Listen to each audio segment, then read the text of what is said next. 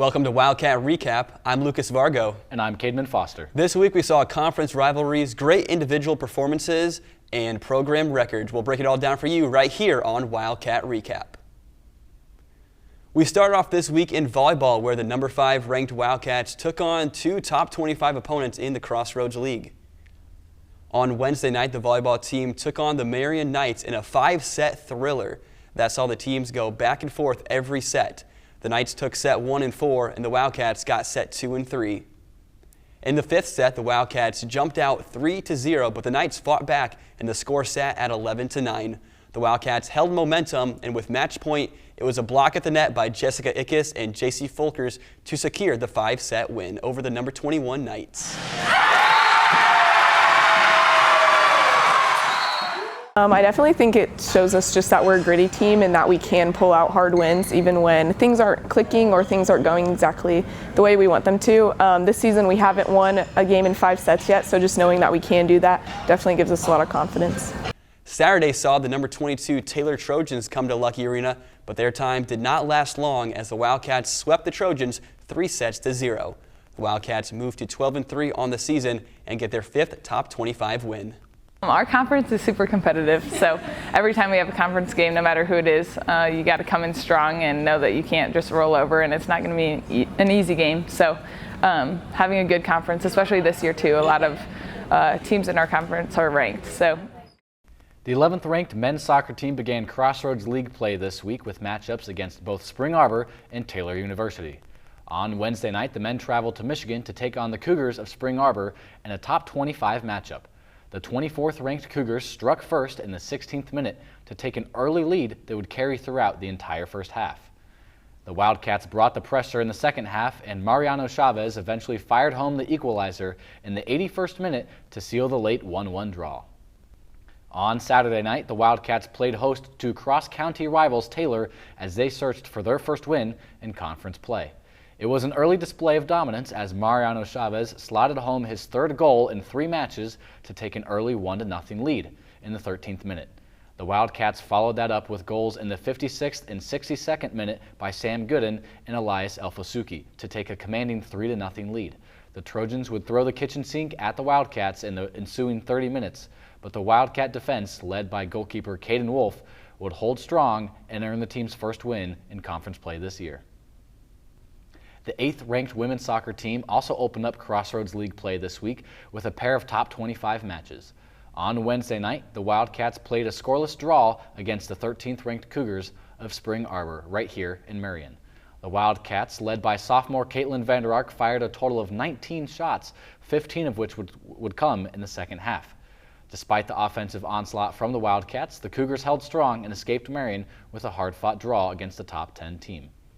However, the Wildcats would turn the tables on Saturday night as they traveled across the county to take on the 24th ranked Trojans of Taylor University.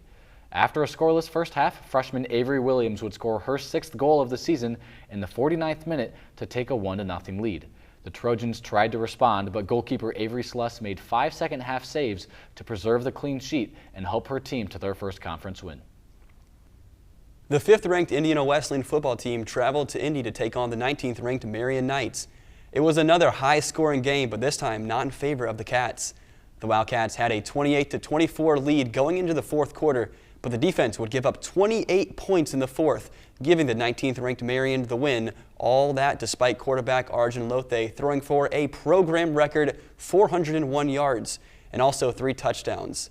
The Wildcats had 558 yards of total offense, 96 more than Marion, but the defense could not hold the Knights from the upset. Wildcats fall to 3-2 on the season.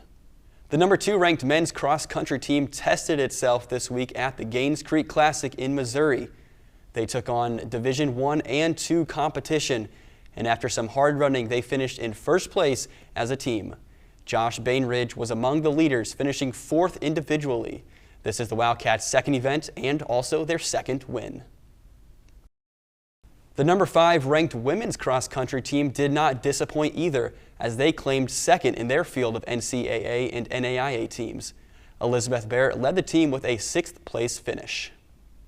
The swim and dive team got their seasons underway this weekend down at the Fall Frenzy at Lindsey Wilson College. The women's team, ranked 10th in the NAIA, got first place in an impressive swimming display. The men, who ranked 22nd, finished in 4th. Individual results can be found on iwuwildcats.com. Indiana Wesleyan men's and women's tennis hosted the 2025 ITA Midwest Regional Championships this past weekend. Hundreds of players from around the Midwest competed for an opportunity to move on to the ITA Cup at Berry College in Rome, Georgia. On the men's side, Mateus Lima won the open singles tournament to punch his ticket through. To add to his successful day, Lima and Mikhail Klinkov worked their way through the men's doubles bracket before falling in the finals. For the 22nd ranked women, Sofia Munoz made her way through the singles bracket before falling in the semifinals, and 7th ranked Nicole Puga battled her way to the quarterfinals. That duo of Munoz and Puga paired up for the women's doubles tournament, but ultimately fell in the finals to the top-ranked pair from Marian University. The men's golf team, ranked number 9 in the NAIA, finished in 5th place at the NAIA Midwest Invitational. They played at TPC Deer Run in Illinois, known for hosting the John Deere Classic on the PGA Tour. Sam Dykema had a strong performance, finishing 5 under par to win the individual medal, helping his team to a 5th place finish. The esports team, led by head coach Ryan Plummer, kicked off their fall season this past week. On Monday night, the Valorant team, led by sophomore Nick Everett, defeated the University of Ottawa after quick wins on the Bind map and on the Sunset map. On Tuesday night, the Smash Bros squad began their season with a hard-fought 2-0 loss to Washtenaw Community College. Freshman Justice Rodriguez led the team with 5 stocks in the second match. On Wednesday night, the Rocket League team easily handled Illinois Wesleyan University, defeating them in a 4-match sweep. Harrison Gilbert and Jeb Bird led the team to a 5-1 win in game number 1 that carried momentum into the rest of the match. That's all for this last week. Let's take a look at what's on the horizon. Currently, both golf teams are competing down in Florida at the Invite at Innisbrook. Today is the 2nd and 3rd rounds of that event. Tonight, esports is playing Smash Ultimate, and Wednesday is Rocket League. Also on Wednesday, the women's soccer team is home versus Grace, and the men's team is on the road against Grace. And the volleyball team is on the road taking on Goshen. Friday, the swim and dive teams head back down to Kentucky for their second meet of the season. The volleyball team will play in a doubleheader at Trinity Christian College for the Trolls Invite, where they will take on Stevens College and the University of St. Francis, Illinois. On Saturday, we head back out to the Gridiron as the football team is back home hosting the University of St. Francis, Illinois at noon. Also on Saturday, the women's soccer team plays Huntington on the road at 5, while the men's soccer team will play at home to Huntington at 6:30. That's all for this week's edition of Wildcat Recap. I'm Lucas Vargo. And I'm Cademan Foster. We'll see you next week.